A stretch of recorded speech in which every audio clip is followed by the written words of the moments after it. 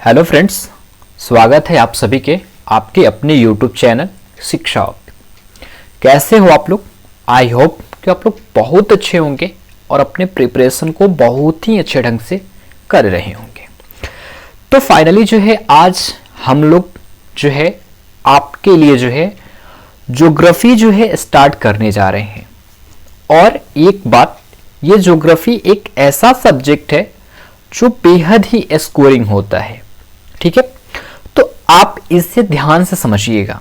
ठीक है, देखिए अगर बात करें तो हम आपको ये बता दें कि हम ज्योग्राफी को इस तरीके से पढ़ाना स्टार्ट कर रहे हैं कि अगर आप ज्योग्राफी में, ठीक है, ज्योग्राफी का ये जी वाला भी वर्ड अगर आप नहीं जान रहे हैं, ठीक है, तब भी जाकर के आप मतलब आकर के ज्योग्राफी को पढ़ सकते हैं। यानी कि हम ज्योग्राफी को जी से लेकर के और पूरे ज्योग्राफी को पढ़ाना चाहते हैं आपको, और आप प्लीज पढ़ें।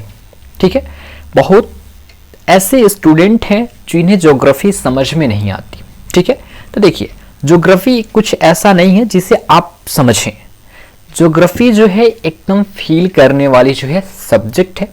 इसे फील करें और इसे आनंदित होकर के इसमें डूब करके पढ़ेंगे तो आपको बेहद ही पसंद आएगा। ज्योग्राफी जो है आपको पूरे वर्ल्ड का भ्रमण कराता है। ज्योग्राफी आपको पूरे वर्ल्ड का भ्रमण कराता है। जैसे कि इसमें चट्टान को पढ़ना है, समुद्र को पढ़ना है, आपके पूरे सोलर सिस्टम को पढ़ना है, जितने भी तारे हैं, ग्रह हैं, इन सारी चीजों को पढ़ना है। तो क्या ये पढ़ना आपके लिए सिर्फ एग्जाम के लिए ही इंपॉर्टेंट है, या आप इस मानव रूपी शरीर को धारण किए हैं तो इसे जानना भी आपके लिए बेहद इंपॉर्टेंट है। तो इसको आपको जानना भी चाहिए। ये बात अलग है कि आपके एग्जाम में ये पोर्शन है, ये सेगमेंट है कि आपको ज्योग्राफी पढ़ना है, बट आप अगर इंसान हैं, मानव हैं, तो आप जानें। जैसे कि आप जानते हैं कि इस ज्योग्राफी में हम लोग पहले तो आपको पढ़ना होता है फिजिकल ज्योग्राफी। ठीक है, और इसका एक और पार्ट आता है आपका ह्यूमन ज्योग्राफी, फिर आपका आता है मानचित्र। ठीक है, तो इन तीनों को हम पढ़ते हैं, यानी कि फिजिकल, ह्यूमन और जिसे मानचित्र को हम क्या कहते हैं, वर्ल्ड ज्योग्राफी। तो हम आज पहले अभी अपना क्लास को स्टार्ट करेंगे अपने यहां से फिजिकल ज्योग्राफी वाले पार्ट से। और फिजिकल ज्योग्राफी में हम आज पढ़ने वाले हैं क्या, यूनिवर्स। ठीक है, देखिए ध्यान से देखिएगा, यूनिवर्स हम पढ़ने वाले हैं। ये जो ब्रह्मांड है, ये जो यूनिवर्स है, इसका उत्पत्ति कैसे हुआ। ठीक है, आखिर ये यूनिवर्स है क्या, इसका परिभाषा, राइट। इसके पक्ष में अनेकों सिद्धांत आपको देखने को मिला है। बहुत सारे सिद्धांत जो है यूनिवर्स के लिए दिया गया है। ठीक है, उसे देखेंगे। जो सबसे बेहद और सबसे सर्वमान्य माना जाता है जो सिद्धांत, वो है आपका बिग बैंग थ्योरी, जो बेहद ही इंपॉर्टेंट और एग्जाम में एग्जामिनर क्वेश्चन पूछ ही देता है। तो उसे भी हम कवर करेंगे। पहले एक मोटा मोटी व्यू दे देते हैं कि आखिर भाई हम आज इस लेक्चर के माध्यम से आपको क्या क्या चीजें दे रहे हैं। अगर आप हमारे साथ 1 घंटे या 1.5 घंटे या 45 मिनट अपना टाइम स्पेंड कर रहे हैं, यानी कि आप अपना इनपुट दे रहे हैं, तो क्या यहां से कुछ आउटपुट लेकर जाइएगा या नहीं, इसे आप पहले समझ लें। ठीक है, इसे आप पहले समझ लें। फिर यहां हम देखेंगे कि ब्रह्मांड की दूरी मापने। आपको बता दें कि यहाँ पे ब्रह्मांड का जो दूरी है किलोमीटर और 50 या 60 किलोमीटर की डिस्टेंस को नहीं मापा जाता है। करोड़ों लाखों जो है इस डिस्टेंस को मापा जाता है। तो इसके लिए जो मेजरमेंट होता है कौन कौन से होते हैं और सर्वमान्य क्या है, उसको देखेंगे, राइट। और आगे इसी को कंटिन्यू करते हम यहाँ पे पूरे तारा को पढ़ेंगे, आकाश गंगा को पढ़ेंगे, आकाश गंगा के जितने भी प्रकार हैं उसे पढ़ेंगे, न्यूक्लियर फ्यूजन्स को पढ़ेंगे, और भी सारी चीजें जो हैं इसे कवर करेंगे। फिलहाल हम स्टार्ट करते हैं, आरंभ करते हैं कहाँ पे? हम आरंभ करते हैं आपका यहाँ से। कहाँ से? कि आखिर ये यूनिवर्स कहते किसे हैं और यूनिवर्स है क्या, राइट? ब्रह्मांड है क्या, राइट? अब देखिए, थोड़ा सा धैर्य रूपी आप दिखाएंगे अपना पहचान, तो आप यहाँ से समझ पाएंगे कि आखिर ये ब्रह्मांड है क्या। ध्यान से सुनिएगा। अगर मैं एक शब्द में कहकर निपटा दूं कि आखिर इस चीज जो दिख रही है ब्रह्मांड, यूनिवर्स, ये है क्या, परिभाषा यानी कि डिफिनेशन, तो देखो एक शब्द में, यानी कि आप जो चीजें भी देख रहे हैं वो सब के सब ब्रह्मांड है। ठीक है? जो देख रहे हैं या नहीं देख रहे, दोनों सारी की चीजें आपका ब्रह्मांड ही है। अब ये कैसे? ध्यान से सुनना। अगर आप इसे नोट डाउन करना चाहो तो लिखो, सूक्ष्मतम अणुओं से लेकर के महाकाय आकाश गंगा तक का असीमित स्वरूप जो होता है वह आपका यूनिवर्स कहलाता है, यानी कि आपका ब्रह्मांड कहलाता है। कहा क्या रहा है? सूक्ष्मतम अणु, ठीक है, सूक्ष्मतम, ठीक है,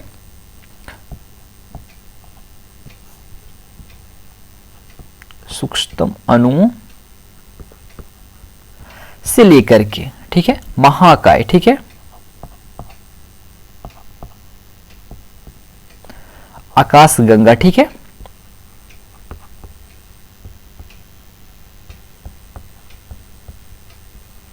आकाश गंगा तक का जो सीमित स्वरूप जो है उसे ही हम क्या कहते हैं?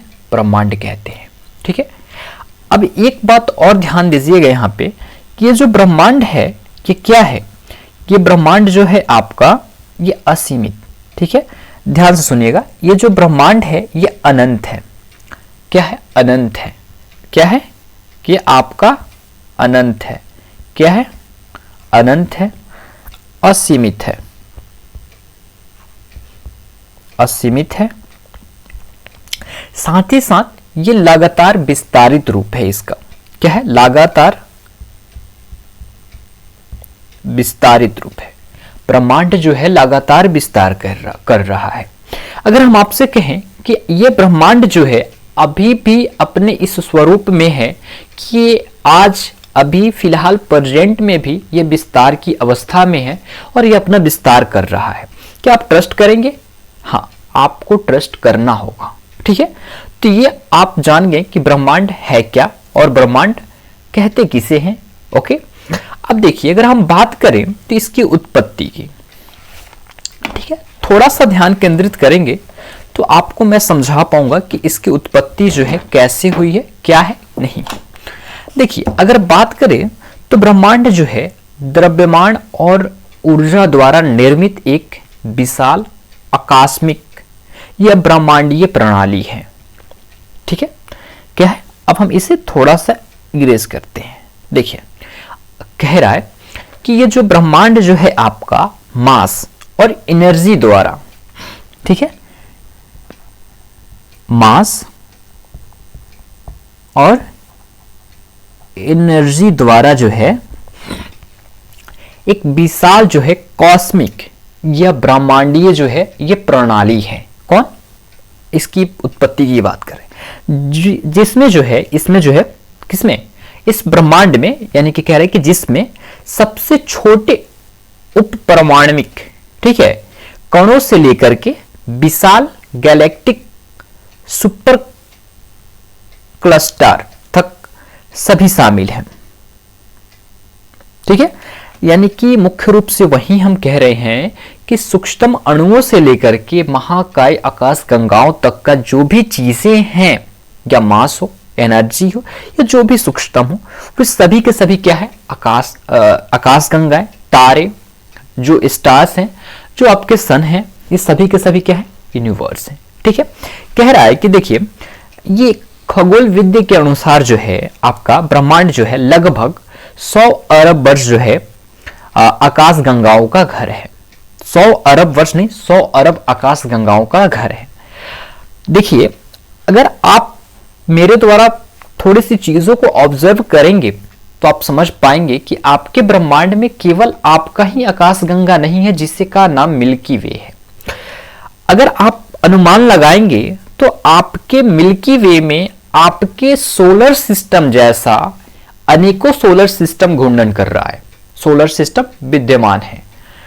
अब आप समझ रहे हैं कि आपके अपने सोलर सिस्टम में, ठीक है, आपके अपने सोलर सिस्टम में कितने स्टार हैं, कितने ग्रह हैं।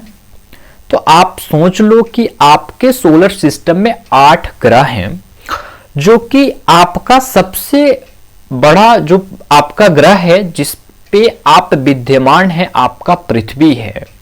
तो आप कितने बड़े पृथ्वी पे हो ये अनुमान लगा सकते हो, और आपका सोलर सिस्टम कितना बड़ा है कि आपकी पृथ्वी जैसे अनेकों ग्रहों को लेकर के चल रहा है।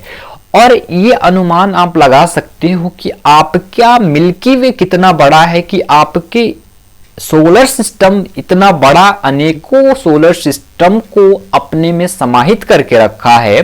तो फिर आप इससे भी अनुमान लगा सकते हो कि आपका जो मिल्की वे है इसके जैसे 100 अरब मिल्की वे आकाश गंगा को ब्रह्मांड अपने गोद में समेट कर रखा है। तो अनुमान लगा लो कि यह ब्रह्मांड है कितना बड़ा और इसका विस्तारित रूप है कितना।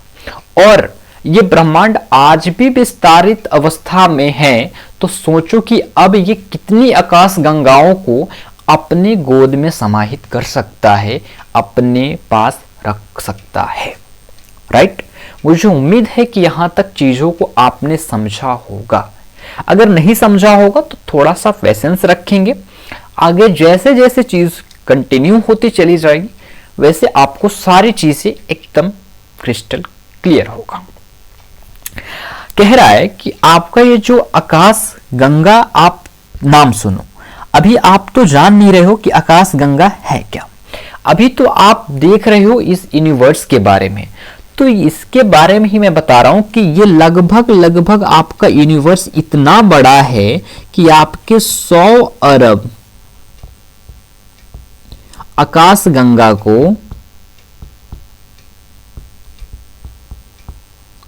को अपने गोद में समाहित कर रखा है। कितने? 100 अरब आकाश गंगा का घर है। ठीक है, अब देखो इनमें से प्रत्येक आकाश गंगा में औसतन लगभग 100 अरब तारे विद्यमान हैं। और ब्रह्मांड की उत्पत्ति के बारे में जो है ये चीजें आपको बताई जा रही है। कहा जा रहा है कि 100 अरब आकाश गंगा तो इसमें इसका घर है, लेकिन इस 100 अरब आकाश गंगाओं में भी 100 अरब तारे विद्यमान हैं। तो समझो कि यूनिवर्स कितना बड़ा है। ठीक है, तो आपने यहां तक समझा कि यूनिवर्स है क्या, यूनिवर्स कहते किसे हैं। इन सारी चीजों को समझने के बाद अगर मैं कहूं तो थोड़ा सा आपको ये आवश्यकता है कि आप इस चीजों को अच्छे से समझ लो। किसे? इसको कि आपका ये जो है ब्रह्मांड की दूरी मापने का जो मेजरमेंट है वो कौन कौन सी है और क्या है और कैसे मापा जाता है। ठीक है, अगर आप बुरा ना मानो तो मैं आपको लेकर चलूं और आपको बताऊं। ठीक है, क्या बताऊं कि ब्रह्मांड को जो है दूरी, ब्रह्मांड की जो दूरी है, ठीक है, ब्रह्मांड की जो दूरी है ये कैसे मापी जाती है। ठीक है, ये ब्रह्मांड की जो दूरी है कैसे मापी जाती है। राइट, देखो अगर ध्यान से देखोगे तो आपको समझ में आएगा। ठीक है, ब्रह्मांड की दूरी का जो मेजरमेंट है ये कौन कौन सा है। देखिए एक बात अगर हम आपसे बताएं तो ध्यान से सुनिएगा आप। ठीक है, यहां से समझिएगा। ओके, पहला जो मापने का जो यूनिट है, जो इकाई है, उसे खगोलीय, आपको कहें तो इसे शॉर्ट में हम क्या कहते हैं, खगोलीय इकाई यानी कि AU कहते हैं। एस्ट्रोनॉमिकल यूनिट क्या कहते हैं? एस्ट्रोनॉमिकल यूनिट जिसे शॉर्ट फॉर्म में हम पहला हमारा मेजरमेंट ए यही है, ए यू, यानी कि इसका फुल फॉर्म हुआ एस्ट्रोनॉमिकल यूनिट, जिसे हिंदी में हम खगोलीय इकाई कहते हैं। अब देखिए, खगोलीय इकाई जो है ये पृथ्वी से सूर्य तक की एवरेज दूरी को मापता है।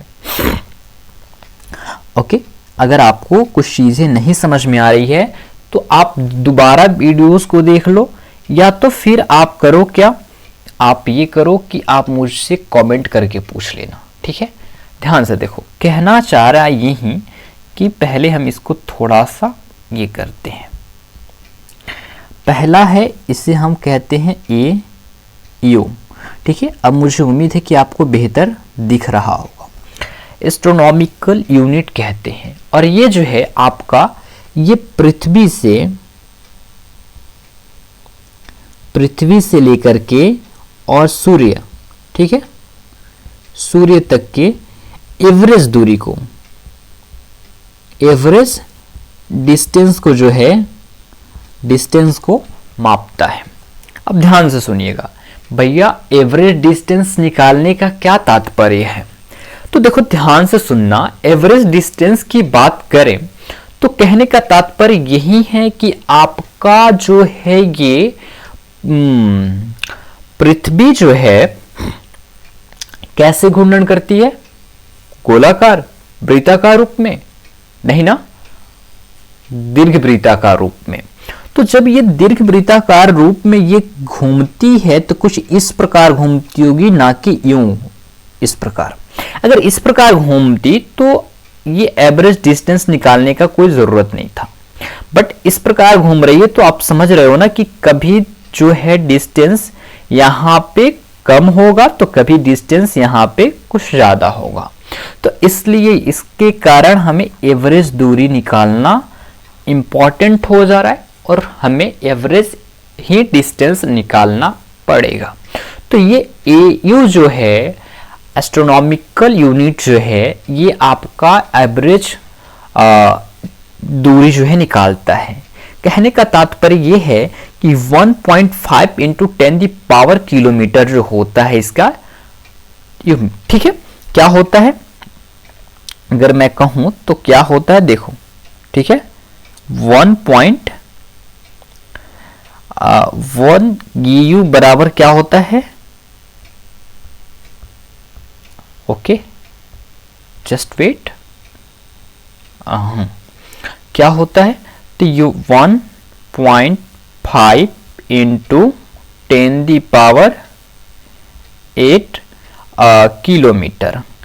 प्यारे एक ध्यान देना एक बात, अगर इसको एग्जामिनर चाहे तो कुछ और यूनिट में चेंज करके आपसे पूछ सकता है, आई मीन मीटर में। तो मीटर में क्या हो जाएगा, 3 जीरो एक्स्ट्रा इसमें बढ़ जाएंगे, तो क्या होगा, ये 8⁻11 हो जाएगा, 10⁻11 हो जाएगा। आई मीन कहने का तात्पर्य ये है कि ये जो 8 ये तो रहेगा 1.5 तो आपका ये सेम है, बट 10⁻11 मीटर हो जाएगा, बस क्या हो जाएगा, 10⁻11 मीटर हो जाएगा। मैं उम्मीद करूंगा कि आप इसे बेहतर ढंग से समझ रहे होंगे और बेहद ही अच्छे ढंग से समझने की कोशिश भी कर रहे होंगे। फाइनली अगर हम बात करें तो हम इसे आगे की ओर लेकर कंटिन्यू करते हैं और आगे इसे हम बढ़ाते हैं, ठीक है। और फिर हम इसे और ओहो sorry dear, just wait bro, just wait. चलो बेहतर यही है कि हम नेक्स्ट पेज ही ले लें या इसे इरेज कर लें, ओके। तो मैं कहूँगा कि इसे हम इरेज करते हैं और आप जो है क्या करोगे, थोड़ा सा ध्यान दोगे और नोट डाउन करोगे या स्क्रीनशॉट ले लोगे। नहीं तो आप हमारे प्ले स्टोर से एप्लीकेशन को इंस्टॉल करके और वहाँ से इन सारी चीज़ों की PDF material free of cost में डाउनलोड कर सकते हो, ठीक है। अब हम सेकेंड यूनिट की ओर बढ़ेंगे तो हमारा सेकेंड यूनिट जो आएगा ये दूसरा नंबर वाला जो यूनिट आपको देखने को मिलेगा वो आप सभी जानते हैं, जिसे हम कहते हैं लाइट ईयर। लाइट ईयर, देखिए मैं लिख रहा हूं, मुझे उम्मीद है कि बहुतों को जो है ये राइटिंग जो है लिखने का नहीं समझ में आ रहा होगा या बेहतर नहीं लग रहा होगा, लेकिन प्लीज मैं जो बोल रहा हूं थोड़ा सा उस पर ऑब्जर्व करें, नहीं तो आप जाकर के मटेरियल्स डाउनलोड कर सकते हैं। बाकी कंटेंट मैं आगे दिया हूं जो कि आपको मिलेगा रिटन फॉर्म में, ठीक है। मैं ज्यादा लिखना ही पसंद करता हूं, ठीक है। तो लाइट ईयर की बात करें जो कि बेहद ही सर्वमान्य है और इसे ज्यादा ही मान्यता प्राप्त है। अब लाइट ईयर क्या है, तो एक वर्ष में जो डिस्टेंस मापा जाता है आप सभी जानते हैं, मुझे नहीं लगता कि ये चीजें आपको बतानी पड़ी, ठीक है। तो ये दूरी मापने की एक इकाई है, ठीक है, प्रकाश के द्वारा। तो 1 light year is equal to क्या होता है, 1 light year is equal to क्या होगा, तो मैं बता दूं कि 1 light year is equal to आपका होगा 9.46 इंटू 10⁻²⁰ क्या होगा, किलोमीटर। अगर वही मीटर में तो ये 10⁻³ आपका 15 हो जाएगा, ठीक है। बस कुछ नहीं करना है, मैं जो जो चीजें नोट करा रहा हूं प्लीज नोट कर लेना। अगर एग्जामिनर इससे बाहर कोई क्वेश्चन पूछे जो टॉपिक अभी हम कवर कर रहे हैं तो फिर मुझसे कहना। इससे बेहतर यही होगा कि भविष्य को देखने से पहले प्रेजेंट में ही इसे आंक लिया जाए, अर्थात PYQ को सॉल्व करके देख लिया जाए, राइट। तो आप देख लेना एक बार PYQ को उठा करके कि क्या सच में जो चीजें मैं आपको प्रोवाइड कर रहा हूं तो इसमें कोई या कुछ कमी है, या सच में जो चीजें मैं प्रोवाइड कर रहा हूं वो सारे तरीके से फुलफिल है, राइट। अब अगर हम बात करें तो हमारा थर्ड जो यूनिट है, जो थर्ड इकाई है मापने की, वो कौन सी है, थर्ड इकाई जो है हमारा मापने की पारसेक है। क्या है, पारसेक है, ठीक है। क्या है, ये पारसेक है। अब पारसेक की बात करें तो ये पारसेक क्या है पारसेक, देखो दूरी मापने की ये जो है एंशिएंट यानी कि प्राचीन व बड़ी इकाई है। कौन, पारसेक जो है ये दूरी मापने की, डिस्टेंस मापने की, मेजर करने की प्राचीन एंड व बड़ी जो है इकाई है, ठीक है, या बड़ी इकाई है। अगर हम बात करें तो एक पारसेक इज इक्वल टू, एक पारसेक इज इक्वल टू क्या होगा, तो ये होगा 3 ठीक है 26 ओके 26 लाइट ईयर, ठीक है, लाइट ईयर, ठीक है। क्या होगा 3.26 लाइट ईयर, ठीक है। मुझे उम्मीद है कि आपने यहां तक अच्छे से देखा और अच्छे से चीजों को समझा। हमने क्या क्या चीजें पढ़ लिया, हम लोगों ने पढ़ा कि ब्रह्मांड है क्या, ब्रह्मांड कहते किसे हैं, साथ ही साथ हमने देखा कि ब्रह्मांड की मापने की जो इकाई है उसे, ठीक है, और इसके 3 मेजरमेंट होते हैं। एक होता है AU, एक होता है आपका लाइट ईयर और एक होता है आपका पारसेक, ठीक है। इन तीनों को पढ़ने के बाद हम आगे अपनी क्लास को कंटिन्यू कर रहे हैं। आगे कंटिन्यू करें। अब हम लोगों को क्या देखना है, हमें कुछ सिद्धांत को देखना है, जियोसेंट्रिक, ओके, बेहद ही इंपॉर्टेंट है, ध्यान से देखिएगा। मैं कोशिश किया हूं कि आपको बेहतर ढंग से और बेहतर कंटेंट के साथ आपको समझाऊं।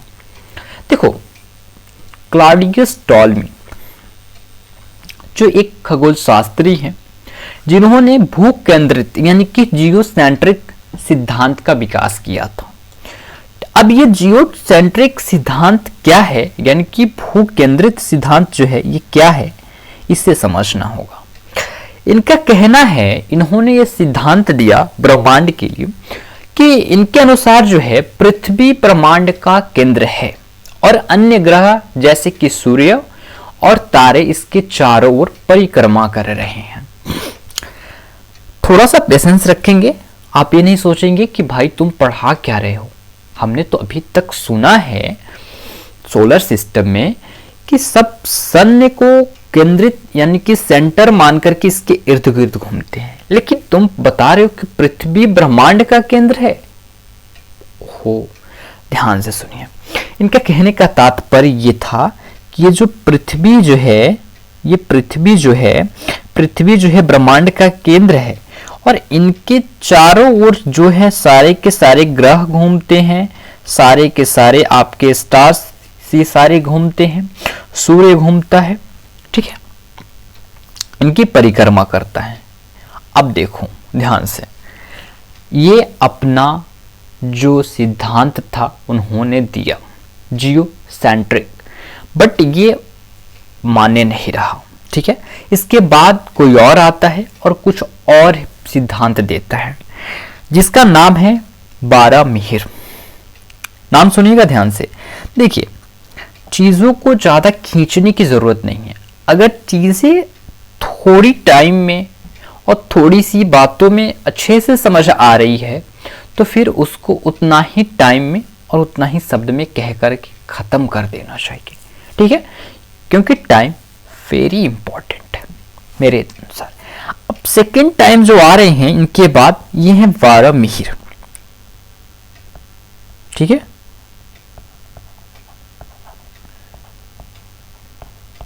मिहिर, ओके। अब देखो प्यारे ध्यान से, अब ये जो है क्या कह रहे हैं, ये 6वीं सदी ईसा के जो हैं ये खगोल शास्त्री हैं। कब की? 6वीं की, 6वीं शताब्दी, 6वीं सदी, ठीक है, सदी ईसा की कि क्या है, खगोल शास्त्री हैं। इन्होंने पृथ्वी को सूर्य की परिक्रमा करते हुए कहा, ठीक है, ओके। देखो अब इनके बाद आता है निकोलस, ठीक है, जो कि पोलैंड के, उन्होंने भी इनके ही जैसा जो है सिद्धांत दिया, बट इसके साथ साथ इन्होंने कहा कि सूर्य जो है केंद्र में है, ठीक है, सूर्य जो है केंद्र में है। फिर दैनिक गति जो है में पृथ्वी अपने अक्ष पर जो है घूर्णन करती है और साथ ही साथ वार्षिक गति में पृथ्वी सूर्य के चारों ओर घूर्णन करती है, घूर्णन नहीं परिक्रमण करती है। तो निकोलस ने इन दोनों के इन लोगों के सिद्धांत को जो है खंडन कर देता है। तो इनका सिद्धांत जो है मान्य होता है, ठीक है, इनका सिद्धांत जो है मान्य रहता है, ठीक है। अब देखो अगर हम बात करें तो आगे की ओर कंटिन्यू करेंगे तो आगे एक और आएंगे आपके खगोल शास्त्री जिनका नाम है एडविन पॉविल हबल, और ये एक प्रसिद्ध अमेरिकी खगोल शास्त्री ने ब्रह्मांड के विस्तार का सिद्धांत प्रस्तुत किया, ठीक है। अब देखो ब्रह्मांड के सिद्धांत इन्होंने प्रस्तुत किया तो हबल ने 1920 के दशक में जो है, ठीक है, कब 1920 के दशक में खगोलीय अवलोकन के माध्यम से ये पाया जाता है कि दूर गैलेक्सी हमसे दूर जा रही हैं। यानी कि देखिए जो हमारी गैलेक्सी हैं, जो गैलेक्सी हैं, ओहो एक मिनट जस्ट वेट, जो हमारी ये गैलेक्सी जो हैं ये एक दूसरे से आपको दूर जाते हुए दिखाई दे रहे हैं। क्या दे रहे हैं? दूर जाते हुए दिखाई दे रहे हैं। हमारी गैलेक्सी ये एक दूसरे से दूर जाते हुए दिखाई दे रहे हैं, जिसे रेडशिफ्ट सिद्धांत कहते हैं। क्या कहते हैं? रेडशिफ्ट सिद्धांत कहते हैं। ठीक है, बस इतना जानो कि रेडशिफ्ट सिद्धांत किसने दिया? एडविन पावेल हबल ने। इसका मतलब क्या होता है कि एक दूसरे से हमारे आकाशगंगा जो है दूर जा रहे हैं, और इसे ही हम क्या कहते हैं? रेडशिफ्ट सिद्धांत कहते हैं। राइट, अब अगर हम बात करें तो ध्यान से सुनिएगा, हम ब्रह्मांड के उत्पत्ति के कुछ सिद्धांत हैं अभी तक ने हमने देखा, अब इसे थोड़ा सा समझिएगा, ध्यान से देखते हैं। ठीक है, अब यहां अगर हम बात करें तो ब्रह्मांड की उत्पत्ति ने मानवीय जिज्ञासा को जो है बढ़ाया है। ठीक है, किसको? मानवीय जिज्ञासा को जो है ब्रह्मांड की उत्पत्ति बढ़ाया है। अब कैसे? देखो,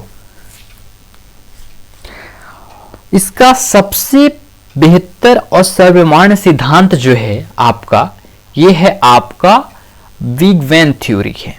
ठीक है, बिग बैंग थ्योरी तो है इसका सर्वमान्य सिद्धांत, बट अगर हम बात करें, ये देखो, अगर हम बात करें तो ये बिग बैंग थ्योरी क्या है इसको हम देखेंगे, बट पहले हम थोड़ा सा इसके पीछे वाले सिद्धांत को, जो हम इसके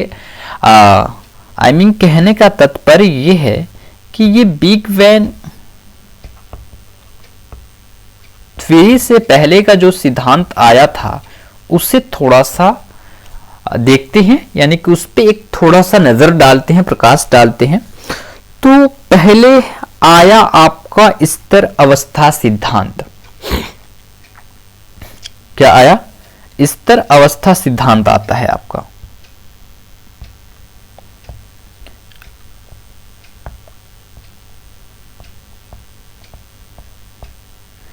स्तर अवस्था सिद्धांत। ओहो, रुक जाओ,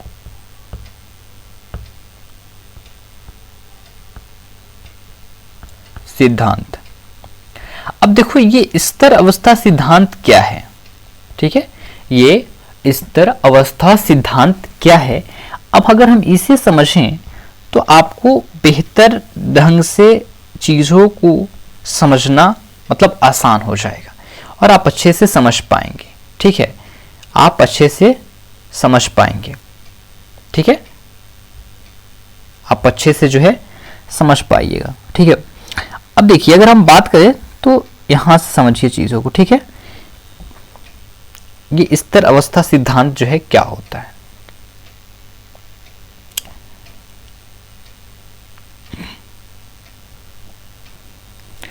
देखिए, ये जो सिद्धांत का जो अवधारणा है ये किसके द्वारा दिया गया? वॉन्डी, गोल्डी और फ्रेड हायल ने, तीन लोगों ने मिलकर दी। एक है वॉन्डी, फिर एक गोल्डी और एक फ्रेड हायल। कौन है? आपका वॉन्डी, दूसरा है गोल्डी और तीसरा है आपका यहां पे फ्रेड हायल। ठीक है,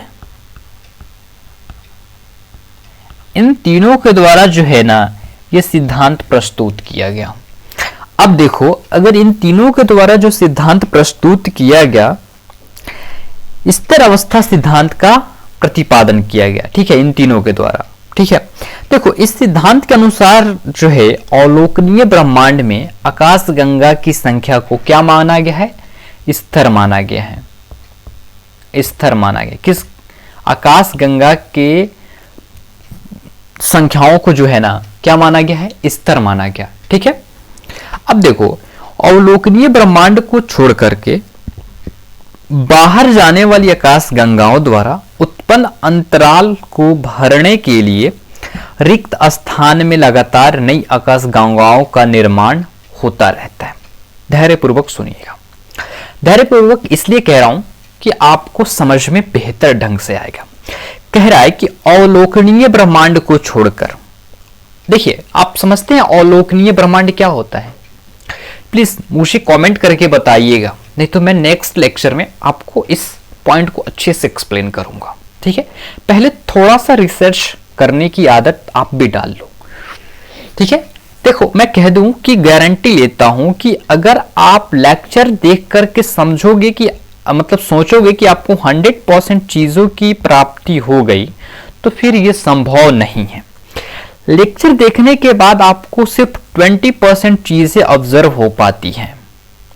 लेक्चर से, वीडियोज लेक्चर के माध्यम से आप 20% चीजों को ऑब्जर्व कर पाते हैं, याद रख पाते हैं, समझ पाते हैं, हमेशा लॉन्ग टर्म मेमोरी में सेट कर पाते हैं। 100% या 50% भी संभवतः संभव नहीं हो पाता है।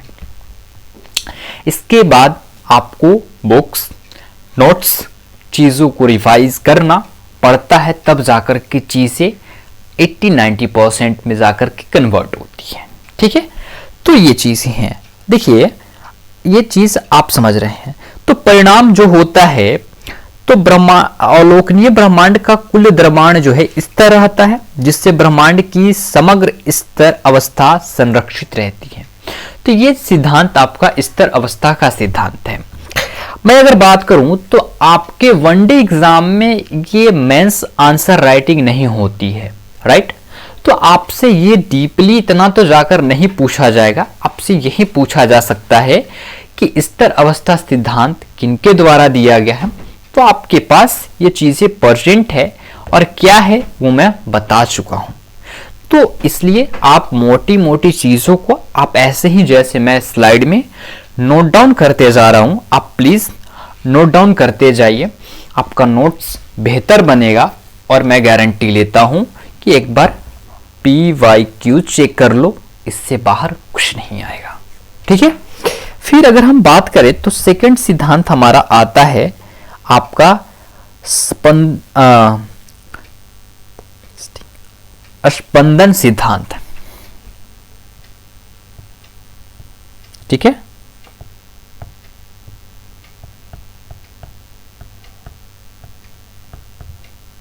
ठीक है, अब ये सिद्धांत क्या कहता है, देखो वर्तमान विस्तार का चरण के साथ साथ जो है ब्रह्मांड विस्तार और संकुचन के चक्रीय क्रम से गुजरता है।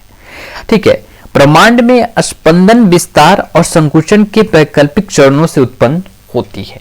बस ये UPSC लेवल की चीजें, इसे छोड़ दो, इसलिए मैं ज्यादा डीप एक्सप्लेन नहीं कर रहा हूं।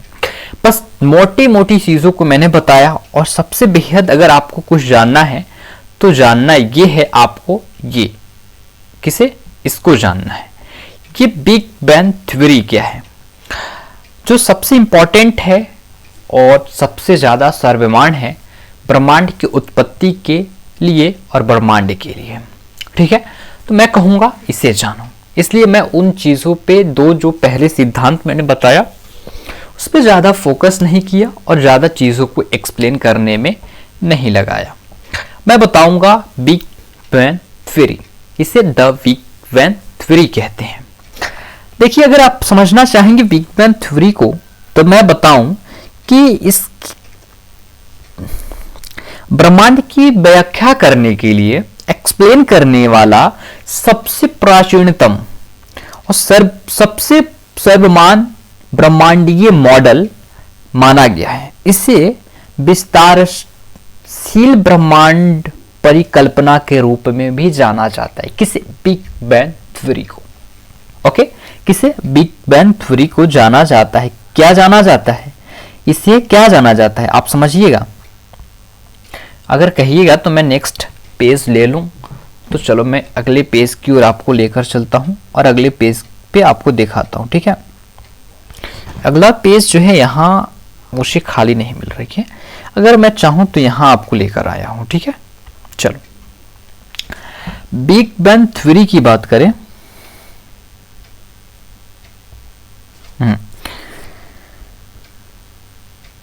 बिग बैंग थ्योरी, तो ये सर्वमान्य मॉडल है।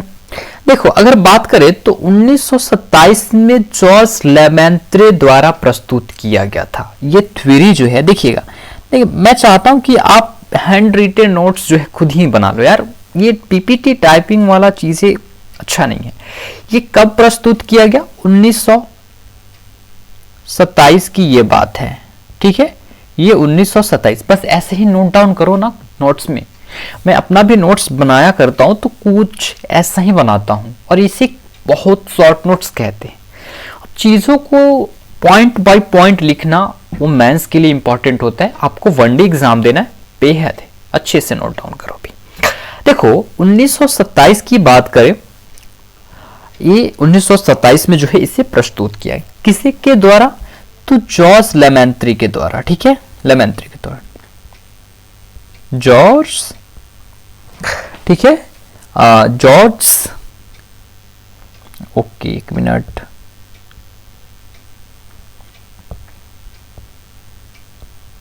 ठीक है,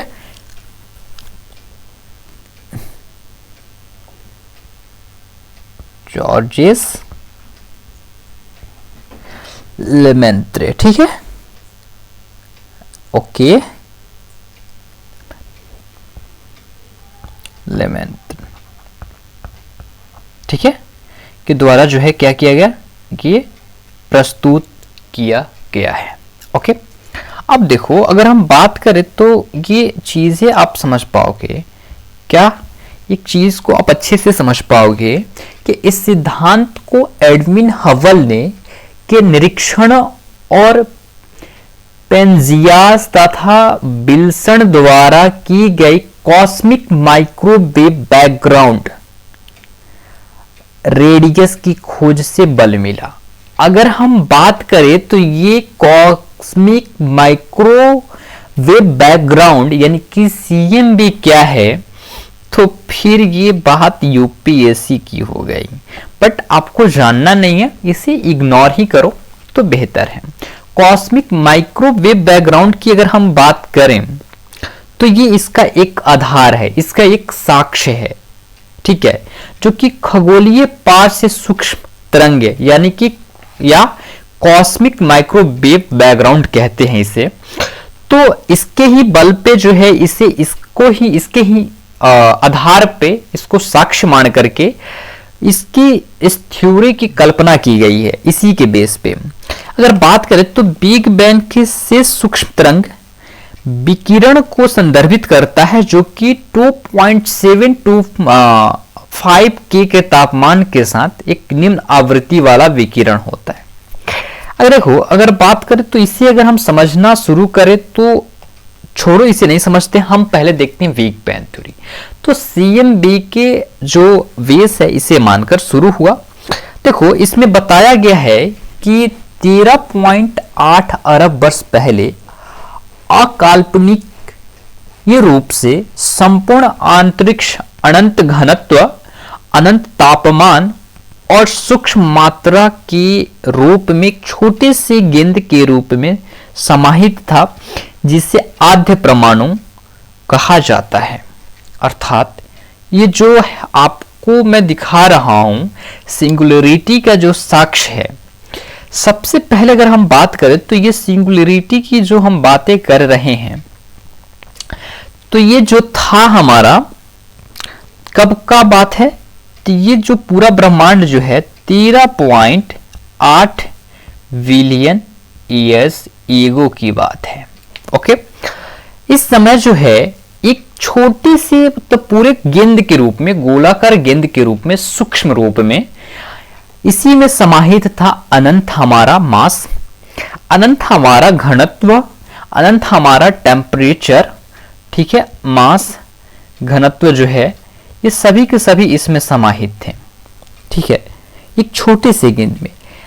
इस परमाणु में जोरदार विस्फोट हुआ जिससे ब्रह्मांड का विस्तार हुआ। अब होता क्या है कि ये विस्फोट की अवस्था में आता है और इसका विस्तार होना जो है टाइम के साथ आरंभ होता है, और कुछ यूं इस प्रकार जो है आपका ब्रह्मांड का विस्तार देखने को मिलता है।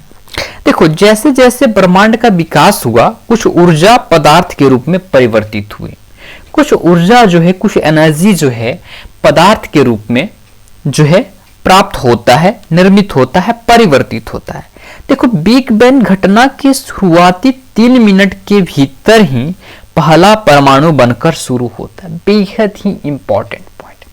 बिग बैंग थ्योरी का जो घटना है वो जब शुरुआती का 3 मिनट था, इसी के समय में जो है एक परमाणु का जो है निर्माण होता है और पहला परमाणु बनकर के 3 मिनट में तैयार होता है। ठीक है, पहला परमाणु बनकर 3 मिनट में तैयार होता है। ठीक है, अब बिग बैंग के 3 लाख वर्षों के अंतर्गत तापमान जो है 45 केल्विन तक नीचा चला गया और इससे परमाणु पदार्थों का उद्भव हुआ। ठीक है, तो बिग बैंग थ्योरी का कुछ इस प्रकार से आपको देखने को मिला। इसके साक्ष्य जो हैं 2 हैं, एक तो है आकाश गंगाओं का अविरक्त विस्थापन और दूसरा है कॉस्मिक माइक्रोवेव बैकग्राउंड, जिसे साक्ष्य माना गया है। ठीक है, तो आप ध्यान रखना इन चीजों को। और माइक्रोवेव जो है इसे जानने की छोड़ो, मैं चाहूंगा कि इसे इग्नोर करके चलें तो बेहतर है, अच्छा है। ठीक है, इससे जानने की कोई जरूरत नहीं है। ठीक है, तो मुझे उम्मीद है कि आप बिग बैंग थ्योरी को भी अच्छे से समझें, यूनिवर्स कैसे हुआ, विस्तार इसका, और आज भी विस्तार ही हो रहा है, ये आप बेहतर ढंग से समझ गए।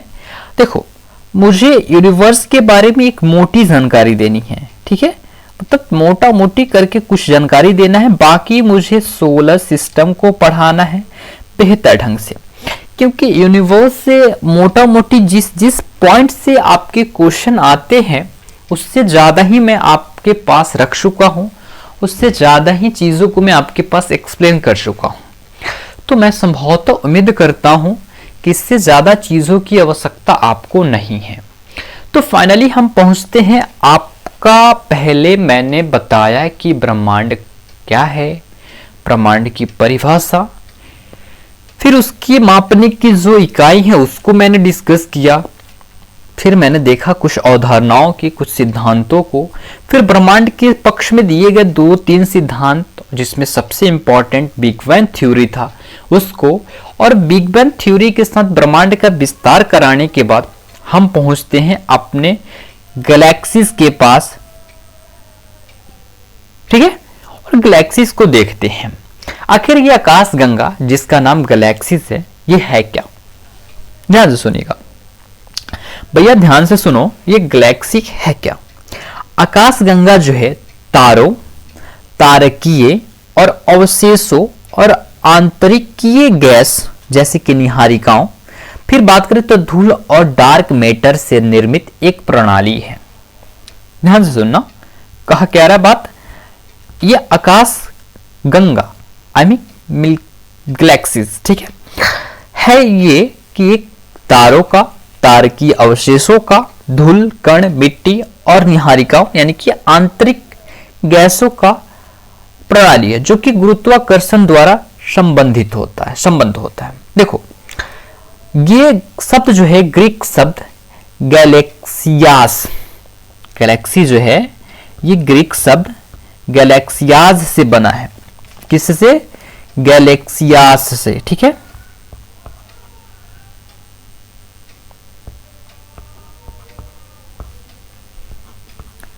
सियास से बना है। कौन सा शब्द है? ये ग्रीक का शब्द है। ठीक है, जिसका अर्थ क्या होता है? दुधिया, जिसका अर्थ होता है आपका दुधिया। ठीक है, जिसका अर्थ क्या होता है? गैलेक्सियास का अर्थ होता है दुधिया। ठीक है, और ये विभिन्न आकारों के होते हैं, जो आपका गैलेक्सीज हैं ये विभिन्न आकारों का होते हैं।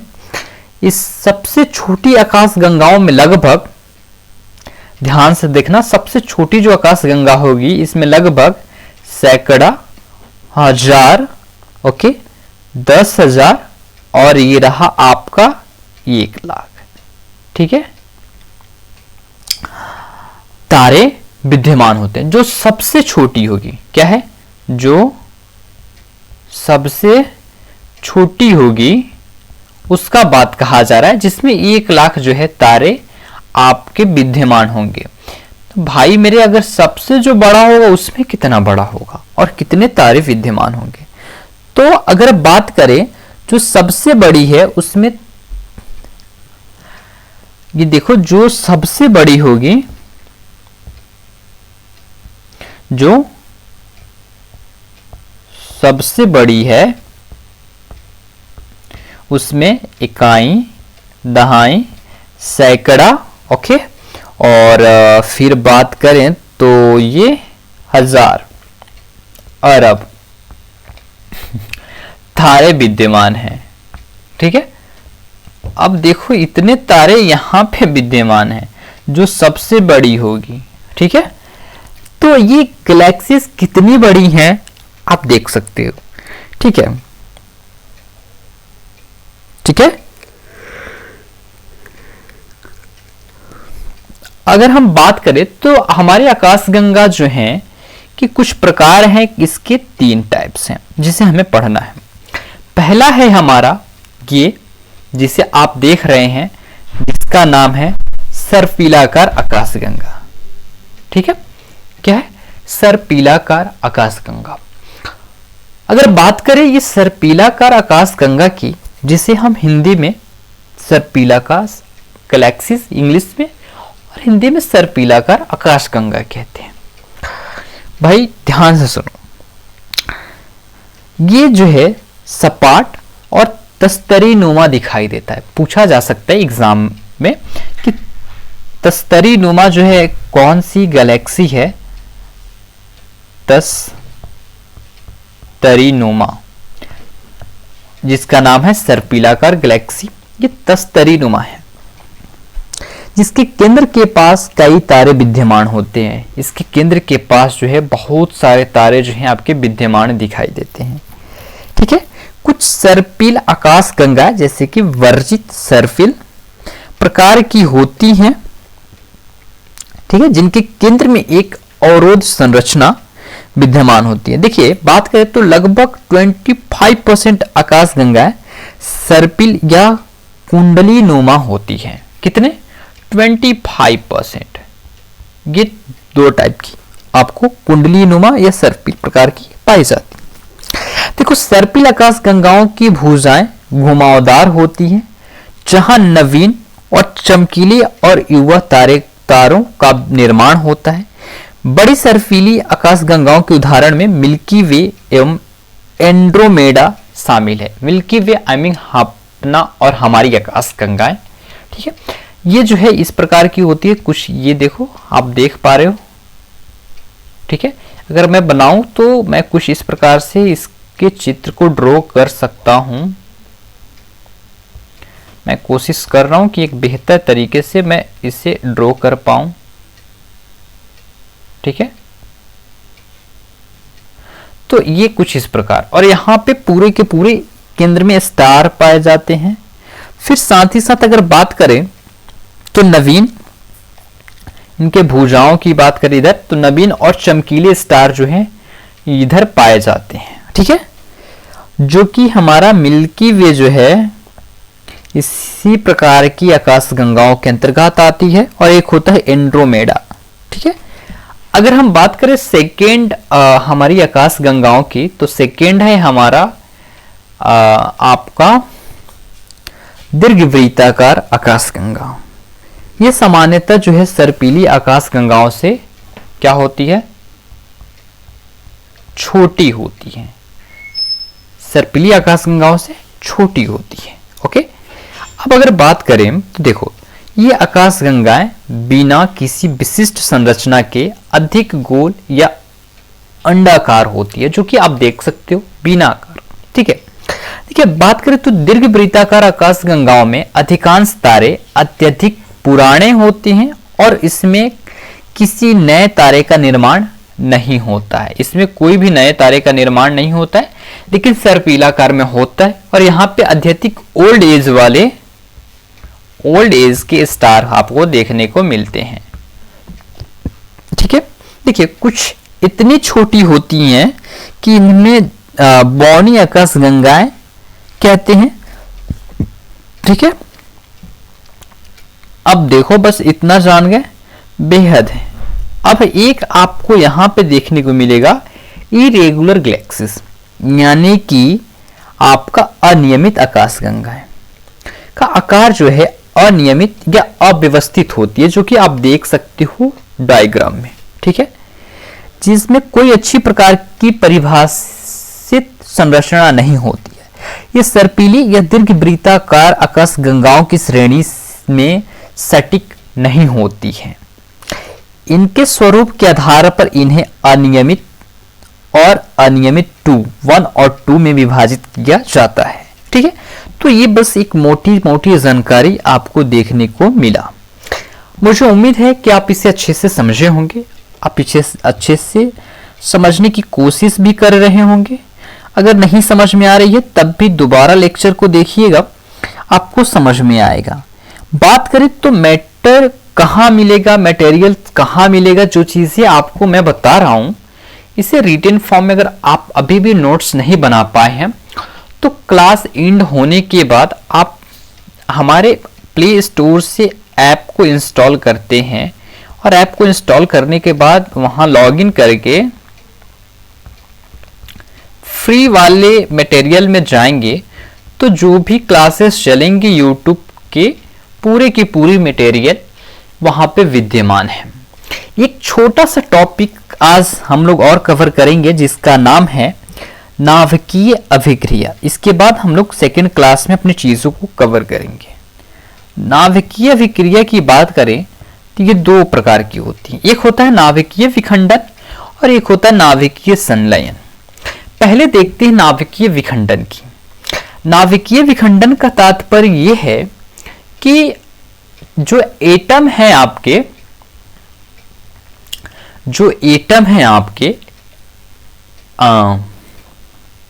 आइटम समझ रहे हो ना। देखो, विखंडन और संलयन। विखंडन का मतलब है कि ये एटम जो है 2 छोटे एटम में बनते हैं और संलयन का 2 छोटे एटम एक एटम में समाहित होते हैं।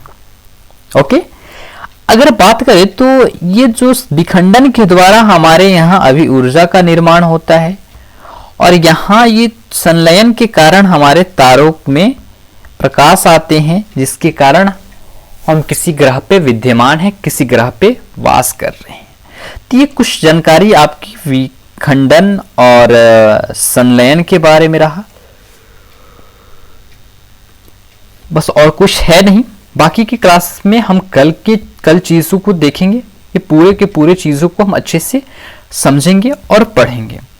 मुझे उम्मीद है कि चीज़ों को आप अच्छे से समझे हैं। जो भी कंटेंट, जो भी चीज़ें आपको प्रोवाइड किया गया, जो भी क्लासेस आपको मैंने अभी तक दिया, इसे बेहतर से अटेंड कीजिए, प्रॉपर वे में नोट्स बनाइए। मुझे उम्मीद है कि आप अच्छा करेंगे और अच्छे कर रहे हैं। बाकी फाइनली आप मुझे कमेंट करके क्लास एंड होने के बाद बताइएगा कि आपको क्लास कैसी लगी। और हाँ, मटेरियल डाउनलोड करने के लिए हमारे डिस्क्रिप्शन से, प्ले स्टोर से हमारे ऐप को इंस्टॉल करें। वहाँ पे फ्री ऑफ कॉस्ट आपको पूरी की पूरी कंटेंट दी गई है। तो प्यारे, आज के लिए इतना ही। फिर मिलेंगे हम लोग नेक्स्ट डे और नए लेक्चर के साथ। बाकी चीज़ों को कंटिन्यू करेंगे और आपको बेहतर से बेहतर कंटेंट, कॉन्सेप्ट देंगे। बाकी आप मुझे कमेंट करके जरूर बताइएगा, राइट। तो आज के लिए बस इतना ही रहने देते हैं, फिर मिलते हैं नेक्स्ट डे नए टॉपिक के साथ।